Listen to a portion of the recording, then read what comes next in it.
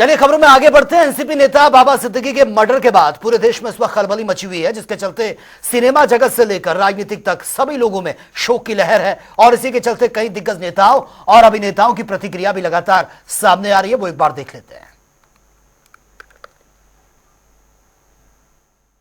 निश्चित तौर से बहुत ही दुखद है, क्योंकि बाबा सिद्दीकी जी एक समाज के लिए प्रेरणा स्रोत थे और काम करते थे लोगों के लिए। मैं समझता हूं कि उनकी एक बहुत ही अच्छी ख्याति थी, लोकप्रियता थी, और पहले वो कांग्रेस के अंदर ही काम किए, कांग्रेस से आगे बढ़े, और उनके एक बेटे विधायक भी हैं हमारे कांग्रेस पार्टी के। निश्चित तौर से बहुत ही दुखद है और मैं इसकी निंदा करता हूं, और निश्चित तौर से ये एक अच्छे समाज सेवी और एक अच्छे नेता की हत्या कर दी गई। नहीं, इससे एक बात साफ जाहिर होती है कि महाराष्ट्र और बिलखुसूस मुंबई में जो भारत का फाइनेंशियल कैपिटल है, वहाँ पर एक जंगल राज चल रहा है। और बड़े अफसोस के साथ ये बात कहना पड़ता है कि मुंबई की पुलिस, जो अपने प्रोफेशनलिज्म के लिए पूरे भारत में मशहूर है, वहाँ पर इस तरह की हत्याएं हो रही हैं। तो इससे एक बात मालूम होती है कि वहाँ की शिंदे और फडणवीस की सरकार के पास कोई पॉलिटिकल विल नहीं है। वो पुलिस को बंद करके रखे हैं, उनको काम करना नहीं दे रहे। और तीसरा ये है कि उनको सिर्फ इलेक्शन की फिक्र है। महाराष्ट्र और मुंबई में जो आम जनता है, उनकी सेफ्टी का उनको ना कोई पासो लिहाज है, ना उसका कोई प्रोग्राम है उनके पास। और एक 3 मरतबा के एमएलए और जो खुद उनकी पार्टी के अलायंस में है, आप उसकी हत्या कर दी जाती है, जिसमें 3-3 गोलियां मारी जाती हैं। हमने तो ओपनली बोला आपको, लॉ एंड ऑर्डर वहाँ पर ठीक नहीं है, और वो लोग उनको मुझे जान को खतरा है बोलने के बावजूद भी अगर पुलिस उसका रक्षण नहीं करता है, तो ये बहुत बड़ा एक लैप्स है एडमिनिस्ट्रेशन के तरफ से। वो ऐसे बम्बई जैसे एरिया में तो हमेशा पुलिस सतर्क रहना चाहिए, और वहाँ ये लॉ एंड ऑर्डर की फेल्यूर है, इंटेलिजेंस की फेल्यूर है, और इंफॉर्मेशन डिपार्टमेंट का भी, यानी आईबी का भी इसमें फेल्यूरिटी है। सो इसीलिए हम ये चाहते हैं कि ऐसी जो घटनाएं हो रही वो भी दिन दहाड़े, और सरकार अगर उसकी ख्याल नहीं करती है, तो मैं समझता हूँ वो उसको वो निगलेक्ट कर रहे हैं, ऐसा मैं। लोगों ने एक कामयाब बिजनेसमैन खोया है, जनता ने एक कामयाब लीडर खोया है, और मैंने एक बहुत ही प्यारा दोस्त खोया है। बड़ी खूबियां थी उनमें, जिस चीज़ में भी हाथ डालते थे कामयाब होते थे। बड़े कामयाब बिल्डर, बड़े कामयाब राजनेता।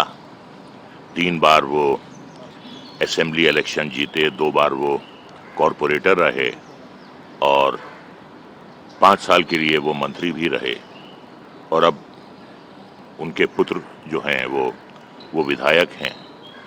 तो जब तक जनता का विश्वास आपको हासिल नहीं होता, तब तक ये सब होता नहीं है। लेकिन बहुत ही दुखदायक घटना कहूँगा ऐसे में, जैसा कि कहा जा रहा है कि 15 दिन पहले उन्हें धमकी मिली थी जान से मारने की, उन्हें वाई सिक्योरिटी प्रदान की गई थी, उनकी अपनी भी सिक्योरिटी थी। तो इन सब के होने के बावजूद ये घटना कैसे घटी, ये बात जो है मेरी समझ से बाहर है। इंटेलिजेंस आउटपुट भी आती हैं, तो इतनी बड़ी चूक कैसे हो गई? कई बार तो मुझे लगता है काफी दिन हो गए हम लोग, मुझे लगता है मुंबई कांग्रेस के प्रोग्राम से निकल रहे थे। उसके बाद मुझे आज भी याद है कि गाड़ी में कॉफी में बैठ करके कॉफी पी थी, और उस समय वो निश्चित तौर पर कांग्रेस से बहुत नाराज थे। मुझे भी बता रहे थे कि उनका जांच होना चाहिए, ये सब पता रहता है। लेकिन जो घटना घटी है कल, वो सबके लिए बहुत ही चिंताजनक है, बहुत ही दुर्भाग्यजनक घटना थी। बाबा भाई एक बहुत अच्छे इंसान, बड़े नेकदिल इंसान, हमेशा हंसते रहने वाला इंसान, सबकी मदद करने वाला व्यक्ति, और जो रैग्स टू रिचेस कहते हैं उस तरह के एक इंसान थे। हम लोग के तो बड़े व्यक्तिगत दोस्त थे, हम लोग साथ में काम किए थे। तो ये एक हमारे लिए एक व्यक्तिगत लॉस है, हमको बहुत अच्छा नहीं लग रहा, अचानक मतलब विश्वास ही नहीं हो पा रहा है। लेकिन जो हुआ है उसके लिए मुंबई पुलिस को और सरकार को बहुत सख्ती से पेश आना पड़ेगा। और जो भी हत्यारे हैं, 2 हत्यारे पकड़े गए हैं, एक फरार है, विशाली इंदौर का रहने वाला है। और मुझे बताया गया कि वो लगभग 1 महीने से कुर्ला में कोई फ्लैट लेकर रह रहे थे और उनकी रेकी कर रहे थे। तो उसको यहाँ लाने वाले कौन, उनको सुपारी देने वाले कौन, इन सब की जांच होनी चाहिए। और इस सब की जांच के लिए मुंबई पुलिस और हमारा क्राइम ब्रांच बहुत सक्षम है, बहुत प्रोफेशनल टीम है हमारे पास। तो जितना जल्दी हो इसकी छानबीन करें और पता लगाएं कौन से ग्रुप में कौन से लोग हैं जिन्होंने हमारे इतने अजीज दोस्त की जान। बहुत दुखद घटना है और जिस तरीके की हिंसा की राजनीति की गई जा रही है वो उसकी निंदा की जानी चाहिए। राजनीतिक कारणों से बाबा सिद्दीकी बहुत सारे लोगों के टारगेट में थे और वो एक बहुत मौजूद नेता थे और बहुत प्रभावशाली नेता थे। बहुत गहरा दुख है मुझे, मेरे वो व्यक्तिगत मित्र भी थे। मैं उनके इस तरीके से चले जाने और जिस तरीके से उनकी हत्या हुई है उससे बहुत व्यथित हूँ। देखिए, काफ़ी दुखद घटना है।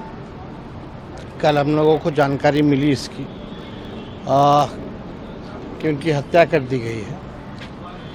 इस दुख के घड़ी में उनके परिवार और परिजनों से हम लोग पूरी संवेदना है और दुख के घड़ी में उनके साथ खड़े हैं।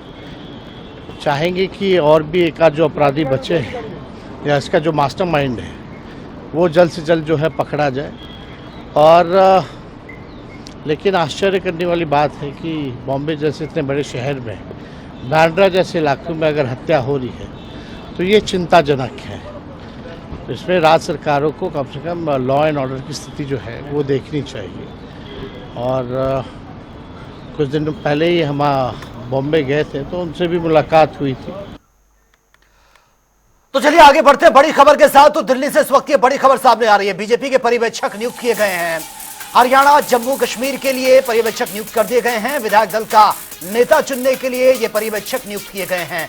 हरियाणा के लिए अमित शाह केंद्रीय पर्यवेक्षक ये नियुक्त किए गए हैं और मोहन यादव को भी हरियाणा के लिए नियुक्त किया गया है। तो बड़ी खबर से फिलहाल आपको अपडेट करा रहे हैं। पर्यवेक्षक ये नियुक्त किए गए हैं। फिलहाल ये बड़ी अपडेट सामने आ रही है, ये बड़ी खबर आप तक पहुंचा रहे हैं।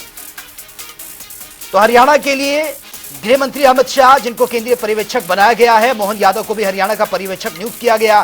केंद्रीय मंत्री प्रहलाद जोशी जम्मू कश्मीर के लिए केंद्रीय पर्यवेक्षक उनको बनाया गया है। तरुण चुग को भी जम्मू कश्मीर का केंद्रीय पर्यवेक्षक नियुक्त किया गया है। तो फिलहाल ये बड़ी खबर सामने आ रही है, दिल्ली से बड़ी खबर है। और खबर यही है कि बीजेपी ने हरियाणा और जम्मू कश्मीर के लिए पर्यवेक्षकों की नियुक्ति की है और हरियाणा के लिए गृह मंत्री अमित शाह उनको केंद्रीय पर्यवेक्षक बनाया गया है। मोहन यादव को भी हरियाणा का पर्यवेक्षक नियुक्त किया गया है और केंद्रीय मंत्री प्रहलाद जोशी जो कि जम्मू कश्मीर के केंद्रीय पर्यवेक्षक बने हैं, तरुण चुग को भी जम्मू कश्मीर का केंद्रीय पर्यवेक्षक नियुक्त किया गया है। तो ये 2 राज्य हरियाणा और जम्मू कश्मीर जहां पर अभी हाल ही में असेंबली इलेक्शन हुए हैं और हरियाणा में बीजेपी की सरकार बनी है। विधायक दल का नेता चुनने के लिए ये पर्यवेक्षक नियुक्त किए गए हैं और हरियाणा के लिए गृह मंत्री अमित शाह जिनको केंद्रीय पर्यवेक्षक बनाया गया है, मोहन यादव को भी ये बड़ी जिम्मेदारी मिली है, उनको भी हरियाणा का पर्यवेक्षक नियुक्त किया गया है। तो फिलहाल ये बड़ी खबर से आपको अपडेट करा रहे हैं। शपथ ग्रहण कार्यक्रम ये होना है हरियाणा में, नई सरकार का गठन होना है। नई सरकार के इस गठन में मुख्यमंत्री को लेकर यानी कि विधायक दल का नेता चुनने की जो प्रक्रिया होती है उसी को लेकर ये पर्यवेक्षक नियुक्त किए गए हैं।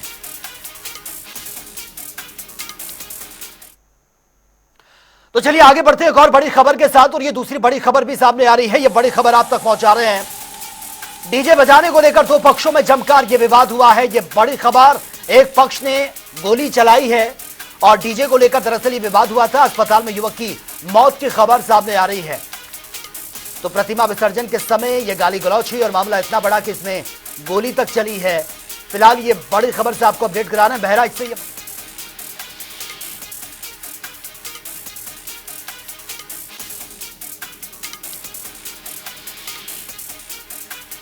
पर पहुंची है और इस पूरी घटना की जांच पड़ताल की जा रही है। अस्पताल में एक युवक की मौत की खबर भी सामने आ रही है। प्रतिमा विसर्जन का जब यहां पर कार्यक्रम चल रहा था उसी वक्त ये नोकझोंक हुई और मामला इतना बड़ा कि गाली गलौज और उसके बाद गोली यहां पर चली है। एक युवक की मौत की खबर सामने आ रही है। पुलिस मौके पर पहुंची और स्थिति को कंट्रोल करने की जद्दोजहद में फिलहाल पुलिस लगी हुई है। डीजे बजाने को लेकर दो पक्षों में विवाद का यह पूरा मामला, जिसमें एक पक्ष ने गोली चलाई है और एक शख्स की मौत की खबर भी सामने आ रही है।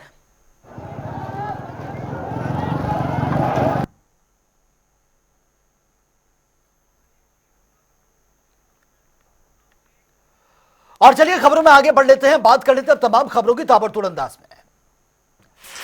चंदौली में नाबालिग छात्रा के साथ मनचलों ने छेड़छाड़ की है। परिजनों ने पुलिस अधीक्षक से लगाई है न्याय की गुहार। बरेली में दो गुटों में जमकर मारपीट का मामला, मामूली विवाद को लेकर चले लाठी डंडे, एक शख्स घायल। कासगंज में दो पक्षों में चले लाठी डंडे, जमीनी विवाद को लेकर मारपीट, एक ही परिवार के 4 लोग घायल। कन्नौज में जमीनी विवाद के चलते दो पक्ष आमने सामने, दोनों पक्षों में जमकर चली हैं लाठी डंडे, वीडियो सोशल मीडिया पर वायरल। सहारनपुर में पुलिस ने एक मनचले को गिरफ्तार किया, लड़कियों से करता था छेड़छाड़, शिलकाना थाना क्षेत्र का मामला। बागपत में वॉलीबॉल लीग का आयोजन किया गया है। 17 से 19 अक्टूबर तक होगा यह टूर्नामेंट में नहीं होगी कोई भी फीस एंट्री। बिजनौर में चलती बस में गिरा शख्स, मौके पर ही दर्दनाक मौत, परिवार में मचा कोहराम, मौके पर पहुंची है पुलिस, जांच शुरू। फर्रुखाबाद में चोरों के हौसले बुलंद हैं, किसान की जेब से हजारों की नकदी पार, पीड़ित ने पुलिस से लगाई न्याय की गुहार। मथुरा में नहर में मिला एक शख्स का शव, नौकरी से वापस लौट रहा था, घर वापस अज्ञात वाहन की चपेट में आने से हादसा। आगरा में डबल मर्डर से इलाके में सनसनी फैल गई है। डीसीपी वेस्ट ने किया खुलासा, जमीन को लेकर दो पक्षों में हुआ था विवाद। आगरा में ताजनगरी में मिशन शक्ति के तहत चलाया गया अभियान, महिला सुरक्षा को लेकर दिया गया फोकस, महिला यात्रियों को किया गया जागरूक। प्रयागराज में दो किशोरों की डूबने से मौत की खबर, ईंट भट्टा के गड्ढे में नहाने गए थे किशोर, खोजबीन के बाद दोनों के शवों को बाहर निकाला गया। कन्नौज में घरेलू विवाद के बाद अधेड़ ने फांसी लगा ली है, सूचना के बाद परिवार में कोहराम मच गया, मौके पर पहुंची है पुलिस, जांच शुरू।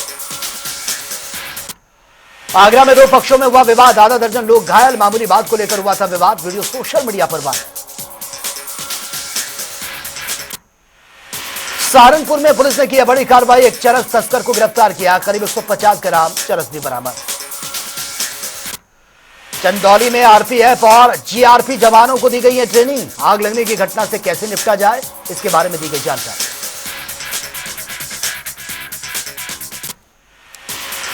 फतेहपुर में जमीनी विवाद में भाई ने की भाई की हत्या, दिन दहाड़े वारदात को दिया अंजाम, मामूली कहासुनी को लेकर उतार दिया मौत के घाट।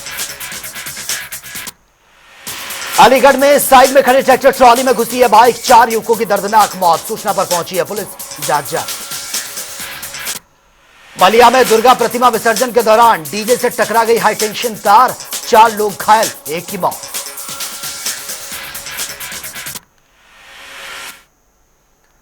तो फिलहाल इस बुलेटिन में मेरे साथ इतना ही, लेकिन तमाम खबरों के लिए आप बने रहिए जनता टीवी के साथ। नमस्कार।